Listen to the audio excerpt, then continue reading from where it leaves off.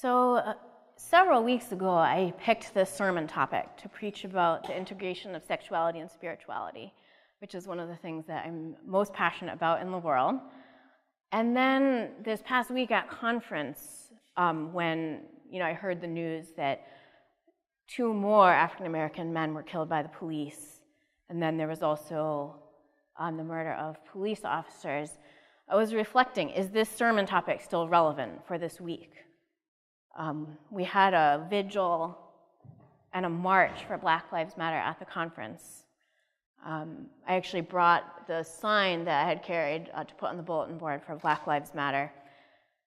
And during that vigil, as well as after, I was really realizing, I think this topic still is important for this week, because LGBT liberation, as well as our sexual liberation, as people in general, is connected to other liberation movements. So it's connected to the anti-racist movement, it's connected to Black Lives Matter. All of these liberation movements are interconnected. I really believe that until all of our bodies, especially the bodies of people of color and the lives of people of color, are honored as sacred, that none of us are free yet.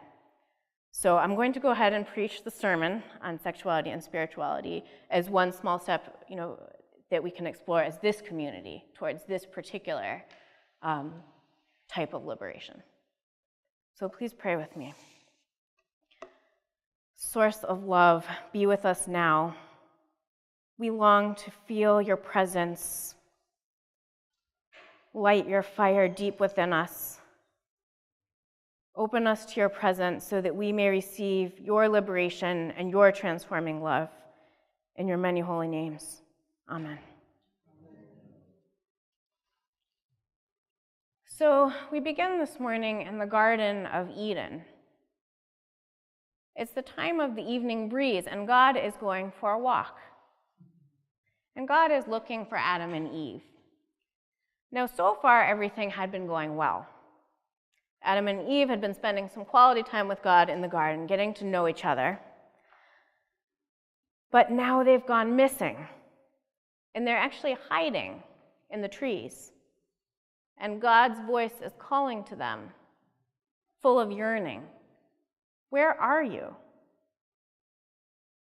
But they stay hidden behind the trees. And then the man answers God, I heard the sound of you in the garden, and I was afraid because I was naked, so I hid myself. And this is actually the real tragedy that happened in the Garden of Eden. It's the intrusion of shame. Now, before this, Adam and Eve were naked, and they were not ashamed. But then their eyes were opened. They knew that they were naked. They became ashamed, so they hid themselves and their bodies from God. And I see this description in Genesis as a very compelling description of our current state of affairs. Because for many of us, our shame is what keeps us separated from God. We feel disconnected from God because we are hiding. We're hiding in the trees, covering our bodies, because we think that who we are is a source of shame. We think that something is wrong with us. And often this shame is linked to our bodies and to our sexuality. But God is not willing to let us stay hidden among the trees, stuck in this isolation and shame. So God keeps looking for us, walking around the garden, calling to us, where are you? And that's because God desires us. God yearns for us to come out of hiding, to be known, to be in intimate relationship with God. And as humans, we have a similar desire, a reflection of God's desire. And that's the desire to get outside of ourselves, that yearning for connection and intimacy with others. We want to feel part of something that's larger. And this is what we call eros. It's that straining towards intimacy and connection. And that energy of eros, erotic yearning is the force behind our relationship with God as well as our relationships with each other. And this is what Song of Songs is about, the second reading. It's that desire for connection and intimate communion. Now, who's ever heard a sermon before on Song of Songs? That's great. So, unfortunately, there's still not a lot of sermons on Song of Songs, and partly that's because it's not in the lectionary. Shocking. But it is in the biblical canon, so it is in the Bible. You can go check it out when you get home.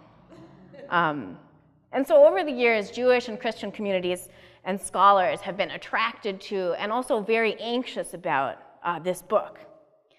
So there have been a lot of different efforts to interpret it and explain it.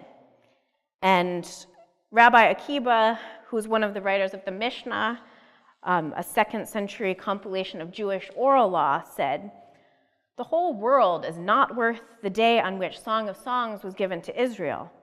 For all the writings are holy, but the Song of Songs is the holy of holies." Now, the book actually does not contain any mention of God. However, Jewish scholars have interpreted it as an allegory for God's love for Israel. And then similarly, in the Christian tradition, it's been interpreted as a metaphor for Christ's love for the church. Medieval mystics use the Song of Songs to describe their intimate experiences of union with God. But if we don't use allegory, you can also read the Song of Songs as a celebration of sexual love between humans. So which of these interpretations is right? Well, I would say all of them are. So it's about human sexual desire. It's about God's desire for us, our desire for God.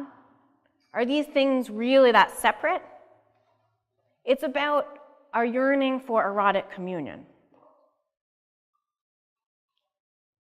So in terms of a path to communion with God, there are many ways that we can make this connection. And at PMCC, there are different paths. We can be connected to God through singing in the choir, through service as a church lady, volunteering with Puente or Home and Hope. And there are a lot of different paths of connection with God through our senses and our bodies. That could be yoga, art, the AIDS ride, hiking, and through our sexuality. So I want to spend the rest of the sermon talking about sexuality, not because I think it's a higher or better path than any other, but just because this is a path we don't talk about that frequently in depth in church. Now, mainstream culture does a lot to glorify sexuality. And it seems like as a society, we're very obsessed with sex. And my intention is not to glorify or idealize sexuality, but to explore it as a connection, a possible path of connection with the divine. Now, sexuality is a part of who we are. And each of us is in a different place in terms of our sexuality. Within this path of sexuality, there are many different ways to express our sexuality and connect with God. Now, some of us here are sexually active, and others are not. That might be intentional, that might be circumstantial. Some of us have a lot of sexual desire, and others don't. And that could be because of stress, or the side effects of antidepressants, or other reasons. Some of us express our sexuality through monogamy, and some of us through non-monogamy or polyamory. Some of us express our sexuality through kink or BDSM. But regardless of the particular ways that we are currently expressing our sexuality is still part of who we are. God created us as sexual beings. And first, I want to expand the definition of what sex is. So sex is not just about genital contact. It's about a lot more than that. It can be about connection, sensuality, being known, pleasure, sensation, empowerment, surrender, among many other things. Healthy sex is consensual and mutual. And so whether or not you've ever had a sexual partner, we all still have a sexual history. You don't have to have two people to have sex. You can have sex with yourself. Now, our sexuality can be a path to connection and intimacy, and it can also be a place of pain. At some point in our lives, most of us have experienced pain around our sexuality. Now, as humans, all of us have a basic need to feel desired. But society tells us that in order to be sexually desirable, we have to fit this very narrow ideal. Now, virtually none of us actually fit this ideal. So most of us have felt sexually undesirable at some point in our lives.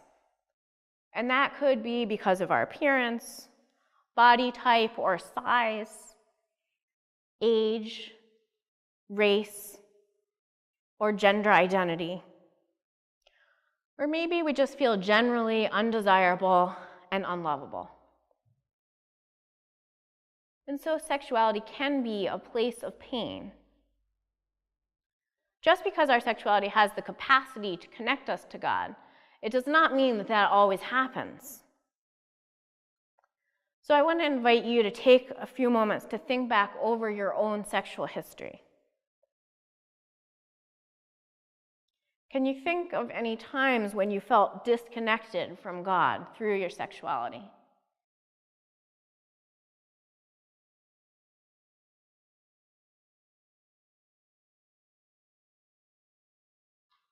And maybe that was a time when you were repressing or denying your sexual orientation, identity, or sexual desires. Or maybe it was a time when you despaired that your longings would never be fulfilled. Maybe it was a time when you felt you could never be happy without having an intimate relationship. Or maybe it was a time you struggled with sex addiction. Maybe it was a time in your life when you experienced sexual abuse or rape. Or maybe it was religious teachings about sexuality that made you feel disconnected from God. Maybe you heard that your sexuality is a threat to your faith,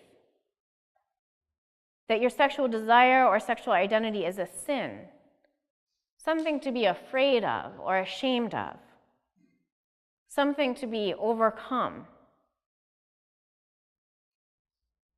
Now, historically, Christianity has often taught that sexuality and God are separate and incompatible. But the reality is that sexuality and spirituality are actually deeply interconnected. And one of the reasons I love our denomination is because of the work MCC has done to integrate sexuality and spirituality. So if sexuality and spirituality are actually interconnected, how can we understand our own sexuality? Does sexuality have a sacred purpose? Sexuality can have a purpose, and that purpose can be to invite us more deeply into the mystery of God-Goddess. It can be that path to connection with the divine. And this can be true for us even if in the past we've experienced trauma or abuse around our sexuality. So I invite you again to think back over your sexual history. Was there ever a time that you felt connected to the divine through your sexuality?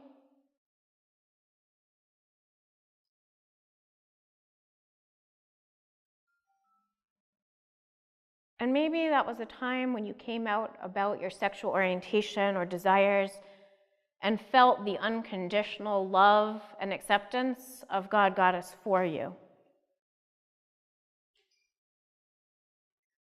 Maybe it was a time when you were alone and made love to yourself. And at that moment of orgasm, you felt this flash of union and connection with something that was greater than yourself. Or maybe it was a time when you experienced sex with another person as this sacred ritual, where you could let your defenses down and feel a deep connection with the other person. Maybe it was a time when you felt sexual desire arise or sexual fantasies arise, and instead of pushing them away, you welcomed them and you honored them.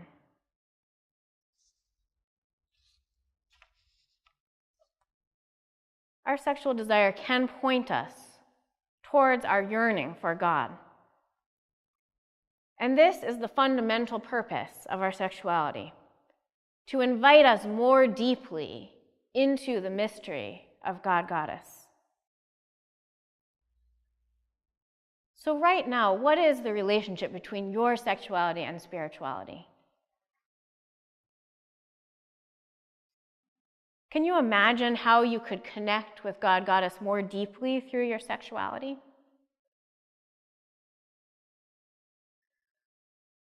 Ultimately, God is a mystery, and our sexuality is a mystery. What if we gave ourselves permission to luxuriate in these mysteries?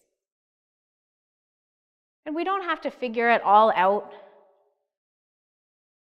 We can approach God and our sexuality with a sense of gratitude and joy.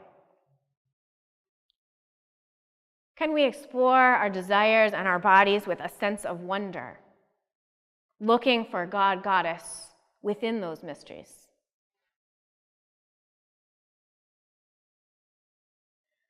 And so now we find ourselves back in the Garden of Eden.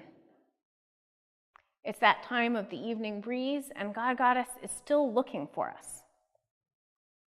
Now, human love is impermanent, but the yearning of the divine for us is constant. God's desire for us is unconditional. And the voice of the Holy One is echoing through the trees. Where are you? Are we ready to come out of hiding? Are we ready to stand naked and unashamed before God? Can we open ourselves to hear the words God is speaking to us? How beautiful you are, my love. How very beautiful. You are altogether desirable. Amen.